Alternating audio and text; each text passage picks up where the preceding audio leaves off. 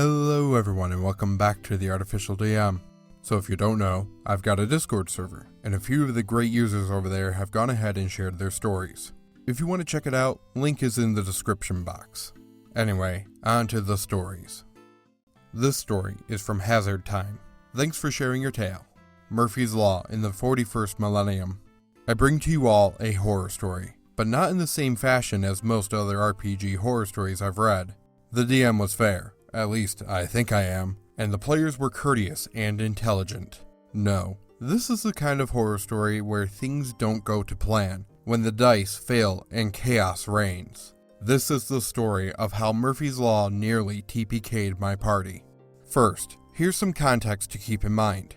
I've been GMing a campaign in Only War, one of the many Warhammer 40k TTRPGs from Fantasy Flight Games. In this system, everyone is in the Imperial Guard, either a common guardsman, an abhuman auxiliary, or an elite specialist. The player squad at this time included a weapons specialist with a melta-gun, who was also the acting sergeant, after the previous sergeant decided to charge an enemy firing line with a knife, a Tempestus Scion stormtrooper, and a Tech Priest Engine Seer. Checks and saves are made by rolling a percentile die and a d10, and rolling a number that is equal to or less than the respective characteristics. After applying context-specific bonuses and penalties, is counted as a success. The average value for any characteristic is around 35, and each character has a wound threshold of around 10.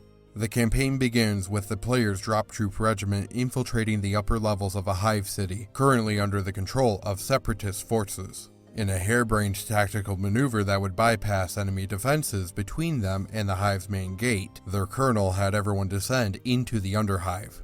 From the start, I was dropping clues that the separatists had gone out of their way to seal it off for some reason, and it wasn't long before the players discovered that reason.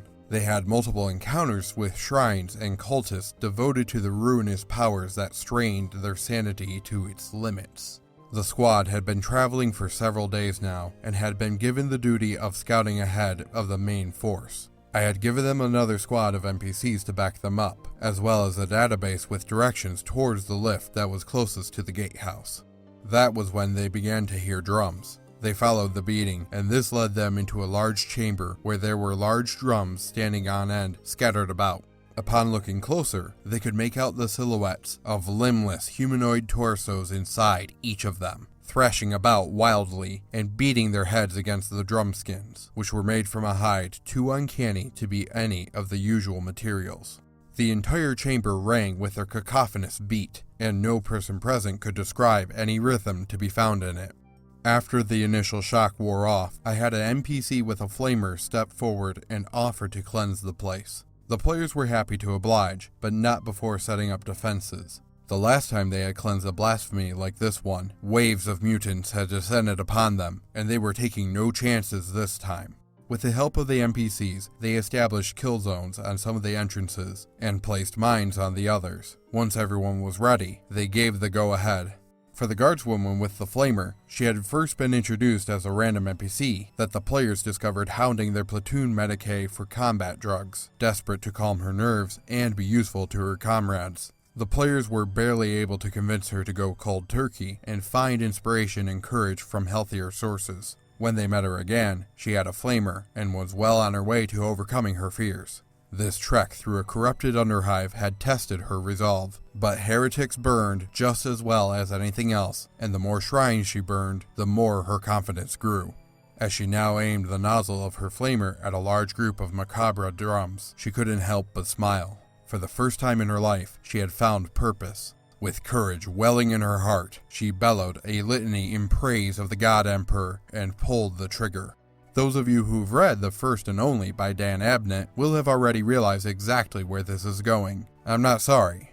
Suddenly, all of the drums hit the same beat at the same time. The guardswoman's head exploded in a shower of blood and gore. Her body jerked and thrashed. Her fingers still held tight on the trigger as she swept a stream of promethium over her allies. The NPCs dived out of the way, and all passed their agility saves. I was pleasantly surprised. The players, however, did not.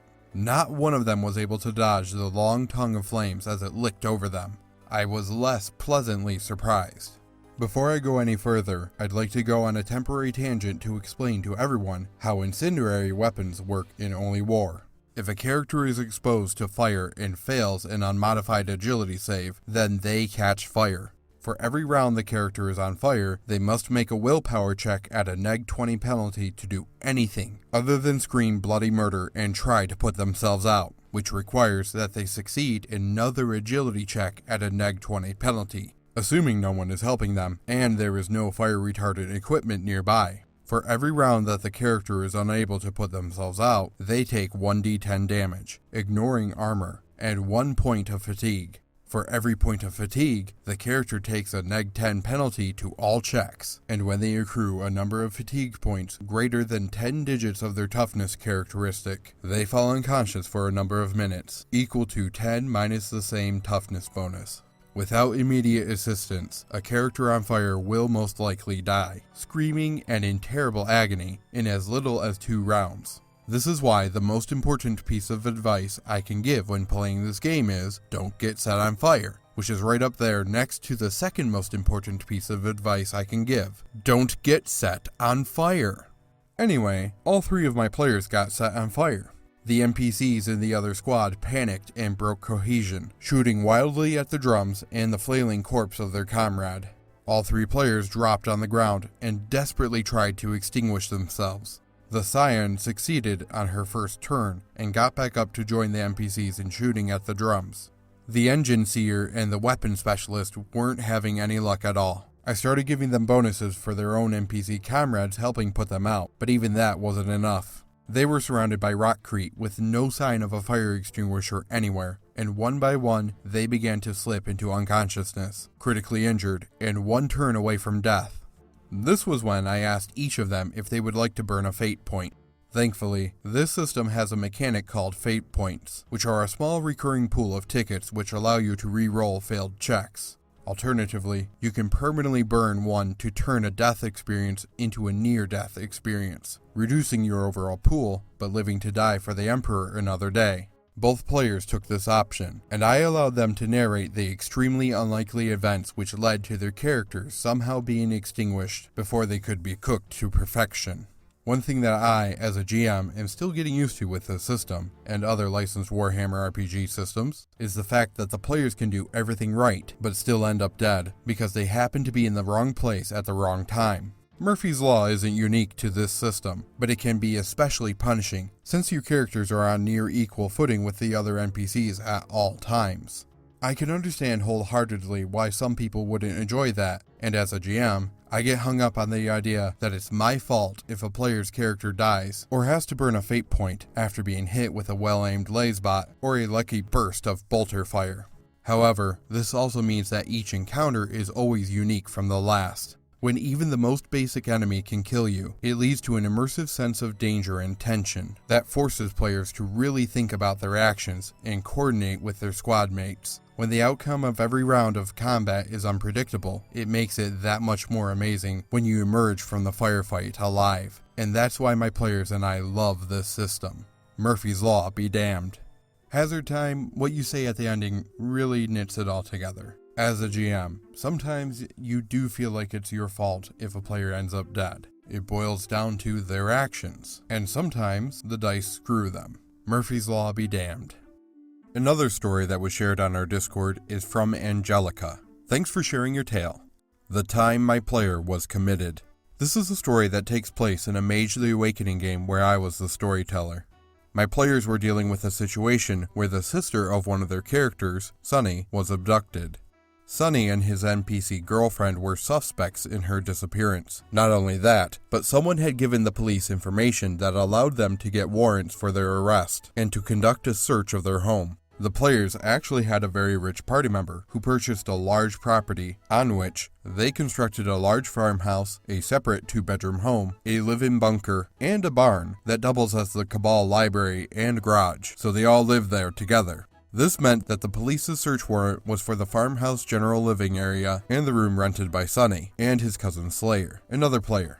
Now, the player who was the owner of the property was off on a mission with another player, leaving the others to work out this abduction case on their own.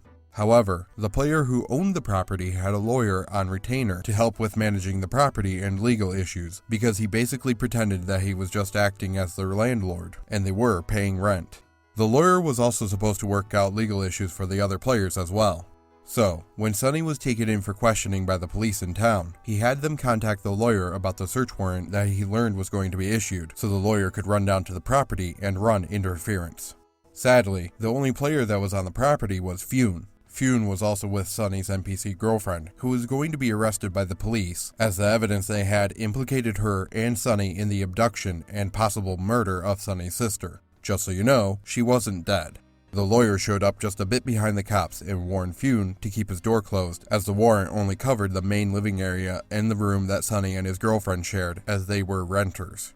The lawyer also advised him not to talk to the police without him present. Good advice for everyone. Of course, the cops wanted to ask Fune some questions. Fune, surprisingly, decided to refuse to talk to the cops without the lawyer, Mr. Sharp, present, earning him some praise from the other players for finally learning to listen to people. So, the conversation with the cops starts off pretty good. Fune checks in with the lawyer to make sure his answers are okay to give, and then gives them. The rest of the players are starting to feel proud of him. That is, until Fune, whose day job is cybersecurity, offers up the claim that he's worked with Sonny, a hippie who works 2 days a week at a stoner coffee shop. The cops then ask him about Slayer. This time, Fune consults Mr. Sharp before admitting working with Slayer. Slayer used to be a low-level enclosure cleaner at a casino zoo, but now works for a PMC that is staffed with mages of the adamantine arrow. Fune tells Mr. Sharp that, together, they fought enemies with guns. As the ST, I attempted to give him a way out as he was about to tell a sleeper everything. So, Mr. Sharp asked if he and Slayer worked together at the PMC. Now, the players had recently provided backup to a unit of the local PMC that had taken down a seer stronghold and rescued the homeless people they were experimenting on. Fune knew this and could have said yes, as that was the event he was mentioning. Or he could have come up with a clever lie and say that they played video games together, and that was what he was referring to. In fact, one player opined that's what he should do. Instead, he said, "No, this was more of cabal work." My other players facepalmed. They knew that Mr. Sharp was a sleeper and figured he should have known that too. In World of Darkness games, mages, vampires, werewolves, etc. are part of a secret world, and normal people, like Mr. Sharp, aren't aware of it. Mr. Sharp claims to need a moment with his client, fearing that Fune is involved in something illegal or is part of a cult, and takes him into a nearby bathroom for privacy. We had hoped Fune would take the hint with Mr. Sharp, asking if he was engaging in illegal activity, that he wasn't speaking to a sleepwalker or another mage. But no. The other players say that he wasn't taking the hint and started trying to tell him that the lawyer was not a sleepwalker. 2 of them sat there gobsmacked as he didn't listen. He just said to them that if the character who owned the property trusted the lawyer, then he would too. He then told the lawyer that he was being considered for recruitment into an underground organization that wanted him to steal computer files from a company, and that he had been partaking in a raid that was down with the rest of our group.